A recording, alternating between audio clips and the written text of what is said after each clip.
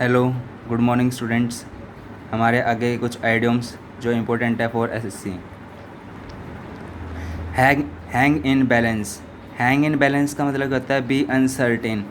इसका क्या मतलब हुआ है? इसका मतलब ये हुआ कि कुछ चीज़ का अनिश्चित होना, यानी कोई चीज़ निश्चित ना हो उसे जब हम कहते हैं अनिश्चित होना, B uncertain.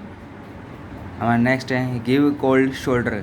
Give cold shoulder का क्या मतलब होता है? पे नो अटेंशन टू, किसी बात को ध्यान से ना सुनना। क्या कहलाता है? Pay no attention to, give cold shoulder. Get wind of का क्या मतलब होता है? टू नाउ द सीक्रेट, किसी के रहस्य को क्या करना? जान लेना। यानी कोई किसी ने आपसे कोई भेद छुपाया हुआ था, आपने उसको जान लिया, कहलाएगा get wind of to know the secret, किसी के रहस्य को जान लेना। फ्यू एंड फार बिटवीन का क्या मतलब होता है? फ्यू एंड फार बिटवीन का मतलब होता है वेरी रेयर, जिस चीज़ के बहुत कम चांस होता है ना उसके लिए क्या कहता है? वेरी रेयर, यानी कभी कभार, यानी बहुत कम। फ्यू एंड फार बिटवीन का मतलब हुआ, फ्यू एंड फार बिटवीन का मतलब क्या हुआ? Very rare. Fight to the finish क्या होता है?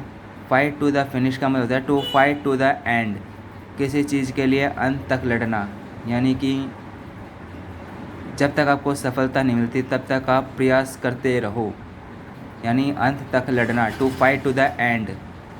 कॉल नेम्स का मतलब होता है टू एब्यूज़, गाली देना किसी को। कॉल नेम्स क्या होता है? टू एब्यूज़, गाली देना।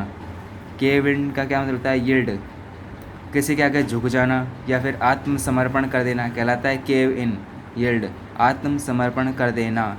चैप्टर एंड वर्स का क्या मतलब होता है? चैप्टर एंड वर्स का मतलब होता है इन फुल डिटेल्स, यानी किसी चीज़ का संपूर्ण विवरण देना, in full details. Bite the dust का क्या मतलब होता है हमारा? नेक्स्ट है bite the dust, to be defeated, किसी को बुरी तरह पराजित करना।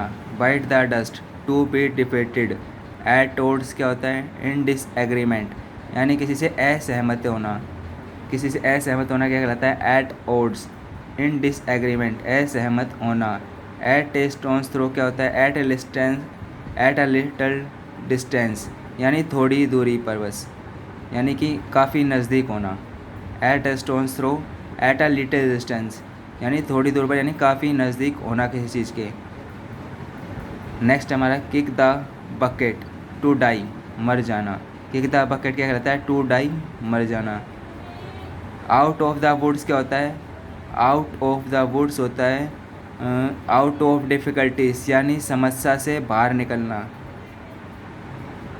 Out of difficulties. Thank you students.